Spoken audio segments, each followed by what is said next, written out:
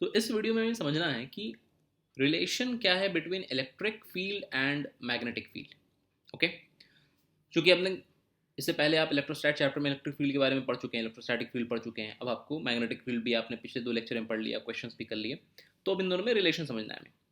तो अगर रिलेशन समझना है तो उसके लिए एक एग्जाम्पल आपके सामने कि एक करंट कैरिंग वायर है जिसमें करंट आई फ्लो कर रहा है और उसके पास में एक चार्ज रखा है क्यू, और क्यू को हमने वेलोसिटी वी दे दी है।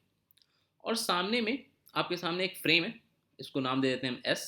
वहाँ पर एक बंदा खड़ा है, वो बंदा इस चार्ज को ऑब्जर्व कर रहा है।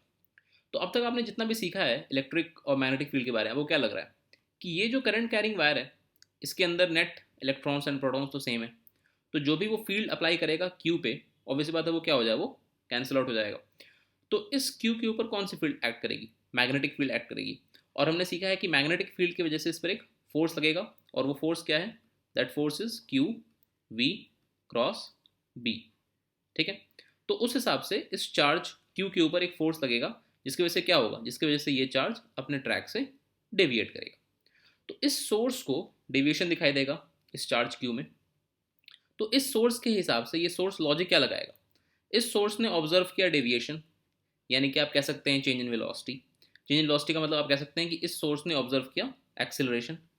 तो ये जो एक्सेलरेशन इसने ऑब्जर्व किया, इस एक्सेलरेशन के लिए ये किस फोर्स को जिम्मेदार ठहराएगा? उसको दिख रहा है कि इलेक्ट्रिक फील्ड तो यहाँ पर नेट जीरो है, तो यानी कि यहाँ पर जो काम कर रहा है वो मैग्नेटिक फोर्स है। तो अगर मैग्नेटिक फोर्स है तो मैग्नेटिक फोर्स वो दिमाग में कैलकुलेट कर लेगा कि हाँ भाई मैग्नेटिक फोर्स तो होता है Q V cross B, velocity charge की वी है उसको दिखाई दे रहा है। तो उस हिसाब से ये ऑब्जर्व करेगा फाइनली कि इस करंट कैरिंग वायर की वजह से एक मैग्नेटिक फील्ड इस चार्ज क्यू पर एक्ट कर रहा था, और चूंकि इस चार्ज क्यू के पास वेलोसिटी थी, इसी वजह से इसके ऊपर एक मैग्नेटिक फोर्स लगा, और इस मैग्नेटिक फोर्स की वजह से ये चार्ज क्यू बेंड कर गया। तो ये जो फ्रेम है, इस फ्रेम में आपको जो दिखाई दे रहा है वो दिखाई दे रहा है मैग्नेटिक फील्ड। ठीक है, इस बंदे को ऑब्जर्व करेगा ये बंदा कि इस रीजन में मैग्नेटिक फील्ड भरी हुई है, जिसकी वजह से ये चार्ज बेंड कर गया। ओके, अब हम एक दूसरा सिचुएशन ऑब्जर्व करते हैं। ओके, तो अब ये एक दूसरा रेफरेंस फ्रेम हमारे सामने है, जहां पर एक बंदा एक एलिवेटर के अंदर है और वो एलिवेटर भी वी वेलोसिटी से ऊपर जा रहा है। ओके, तो अब हम इंटरेस्टेड हैं इस बात में कि यार ये जो बंदा इसके अंदर है, ये जो सोर्स आप कह सकते हैं फ्रेम S1 है, उस फ्रेम S1 को यहाँ पर सिचुएशन क्या ऑब्जर्व होगा? ठीक है, तो आप इस वीडियो को पॉज कर सकते हो पहले, और 2-4 मिनट दिमाग लगाओ और सोचो कि ये बंदा क्या ऑब्जर्व करेगा। होप कि आपने शायद कुछ सोचा इस पर। तो अब इसको डिस्कस करते हैं। ओके, तो अब ये एक दूसरा रेफरेंस फ्रेम हमारे सामने है, जहाँ पर एक बंदा एक एलिवेटर के अंदर ऊपर जा रहा है, जिस एलिवेटर की स्पीड v है। और ध्यान दीजिए यहाँ पर ये जो चार्ज हमने लिया है उस चार्ज की भी स्पीड v है। इसका मतलब एलिवेटर के हिसाब से ये चार्ज इनिशियली क्या है? रेस्ट पे। ओके, तो अब हमें सोचना है कि आखिर ये चार्ज का जो डेविएशन है उसके लिए एलिवेटर क्या लॉजिक लगाएगा। अब देखो, करंट कैरिंग वायर तो पहले से है, करंट कैरिंग वायर में के बगल में चार्ज रखा हुआ है, और उस चार्ज को वेलोसिटी v दे दी गई थी। तो ऑब्वियस सी बात है कि ये चार्ज डेविएट करेगा, जैसा सिंपली सोर्स को दिखाई दिया। ओके, अब ये जो सोर्स S1 है, यहाँ पर जो फ्रेम है S1, उस फ्रेम S1 को क्या लगेगा कि चार्ज Q इनिशियली उसके हिसाब से क्या था? उसके हिसाब से चार्ज Q इनिशियली रेस्ट पे था। तो जब वो अप्लाई करेगा formula Q V cross B, तो उस फॉर्मूले में वो v की जगह पर वैल्यू क्या लेगा? वो v की जगह पर वैल्यू लेगा 0, क्योंकि उसकी स्पीड और चार्ज की स्पीड क्या है? सेम। तो इसके रिस्पेक्ट में चार्ज q की वेलोसिटी अलोंग वाई एक्सिस क्या है? 0, कुछ भी नहीं, क्योंकि दोनों की स्पीड क्या है? सेम। आई होप आपने रिलेटिव वेलोसिटी पढ़ी है, आपको थोड़ा आइडिया है कि जैसे ये सोर्स रेस्ट पे था, ये फ्रेम रेस्ट पे था, तो इस फ्रेम को इस चार्ज की स्पीड v दिखाई दी। लेकिन चूंकि ये फ्रेम खुद स्पीड v से ऊपर जा रहा है, तो उसे इस चार्ज की स्पीड क्या दिखाई देगी? उसे स्पीड दिखाई देगी 0। तो जब उसे स्पीड 0 दिखाई देगी, यानी कि इस फ्रेम के हिसाब से मैग्नेटिक फोर्स क्या होगा? मैग्नेटिक फोर्स होगा 0। लेकिन ये फ्रेम ऑब्जर्व क्या करेगा? चूंकि चार्ज क्यू तो वेलोसिटी v उसको मिली हुई है, उस वेलोसिटी v की वजह से करंट कैरिंग वायर के प्रेजेंस में चार्ज क्यू डिविएट करेगा। अब आप सिंपल दिमाग लगाओ कि यार ऐसा तो होगा नहीं कि अगर आप खड़े हुए हैं या आप ऊपर जा रहे हैं उसके वजह से चार्ज क्यू को सिग्नल मिल जाए और वो अपना पाथ चेंज कर ले, ऐसा तो नहीं होगा। चार्ज क्यू के पास अगर वेलोसिटी वी है, करंट कैरिंग वायर है, तो मैग्नेटिक फील्ड की वजह से वो डिविएट करेगा, यानी कि यहाँ पर कुछ फर्क नहीं पड़ रहा है चाहे आप कैसे भी देखिए। लेकिन जब आप लॉजिक लगाएंगे तो फ्रेम एस तक तो सब कुछ ठीक था, लेकिन फ्रेम S1 में क्या हो रहा है, फ्रेम S1 को तो लग रहा है कि यार इसकी पहले से वेलोसिटी जीरो है, तो इसके ऊपर मैग्नेटिक फोर्स क्या होना चाहिए, वो भी जीरो होना चाहिए। मगर ये ऑब्जर्व क्या करेगा, वाई एक्सिस के लॉन्ग तो स्पीड इसको जीरो दिखाई दे रही है, लेकिन मैग्नेटिक फील्ड की वजह से ये चार्ज डेविएट हो रहा है, यानी कि ये ऑब्जर्व करेगा कि ये चार्ज धीरे धीरे इस तरफ जाएगा, इस चार्ज का डेविएशन कुछ ऐसा होगा। क्योंकि ये खुद ऊपर जा रहा है तो ये चार्ज ऊपर जा रहा है वेलोसिटी वी से, लेकिन साथ में ये चार्ज डेविएट होने की वजह से इस तरफ जा रहा है। अब इसे S1 सोर्स को सिर्फ इस तरफ का डेविएशन दिखाई देगा। क्यों? क्योंकि velocity of charge Q with respect to S1 along y axis that is 0।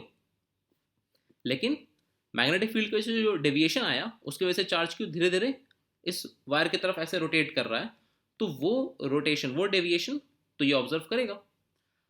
अब इसके फॉर्मूले के हिसाब से मैग्नेटिक फोर्स जीरो है, तो ये क्या लॉजिक लगाएगा कि क्या रीजन क्या देगा ये कि क्यों चार्ज क्यों डेविएट किया, तो ये रीजन ये देगा कि इसे लगेगा फिर कि चार्ज क्यू पर डेफिनेटली कोई ना कोई फोर्स तो काम कर रहा है।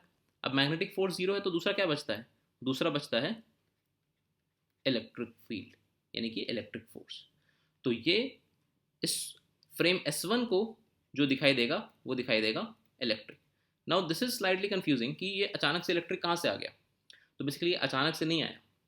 ये इलेक्ट्रिक फील्ड और मैग्नेटिक फील्ड ये दो अलग चीज़ें नहीं है, ये बेसिकली दोनों एक ही एंटिटी का दो अलग अलग नाम है, उसे हम बोलते हैं इलेक्ट्रो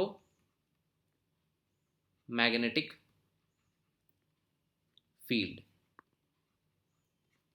ठीक है, तो इलेक्ट्रोमैग्नेटिक फील्ड नीचे लिख देता हूं,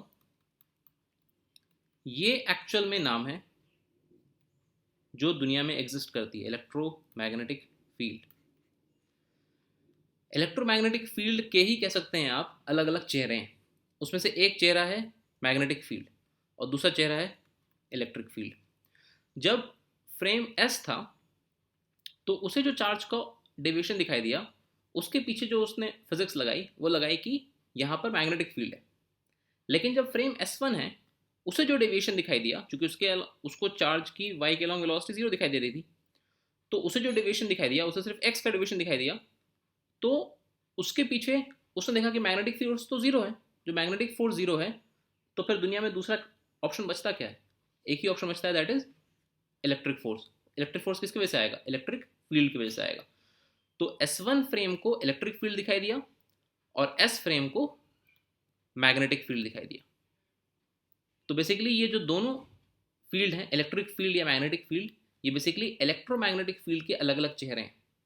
वो डिपेंड करता है फ्रेम के ऊपर, कभी कोई फ्रेम रेस्ट में होगा, कभी कोई फ्रेम मोशन में होगा, किसी फ्रेम के रिस्पेक्ट में चार्ज रेस्ट पे होगा, किसी फ्रेम के रिस्पेक्ट में चार्ज मोशन में होगा। तो इन दोनों के रिलेटिव मोशन पर डिपेंड करेगा कि इलेक्ट्रोमैग्नेटिक फील्ड क्या दिखाई दे रही है, वो इलेक्ट्रिक फील्ड दिखाई दे रही है या मैग्नेटिक फील्ड दिखाई दे रही है। तो इन ए नटशेल आप समझिए कि दुनिया में जो एग्जिस्ट करता है that is basically electromagnetic field. हम एक चश्मा पहनते हैं तो हमें कभी इलेक्ट्रिक फील्ड दिखाई देता है, हम कभी दूसरा चश्मा पहनते हैं तो कभी हमें मैग्नेटिक फील्ड दिखाई देता है। बेसिकली इलेक्ट्रोमैग्नेटिक फील्ड के ही ये दो अलग अलग चेहरे हैं। ओके, इससे ज़्यादा और इनके रिलेशन में डिटेल में जाने की कोई ज़रूरत नहीं हमारे सिलेबस में, ये बस समझने के लिए था कि मैग्नेटिक फील्ड बेसिकली कनेक्टेड है इलेक्ट्रिक फील्ड से ही, ये दोनों इलेक्ट्रिक फील्ड के ही दो अलग अलग नाम हैं। अब हम आगे वाले लेक्चर्स में मैग्नेटिक फील्ड के ऊपर जो हमारे क्वेश्चंस आते हैं एग्जाम में, जेई में या नीट में, जो मेजर क्वेश्चंस आते हैं जिस फील्ड से, उसके ऊपर डिफरेंट क्वेश्चंस प्रैक्टिस करेंगे। बहुत सिंपल चैप्टर है, होपफुली आपको सारी बातें समझ में आएगी। Okay then, bye bye, take care.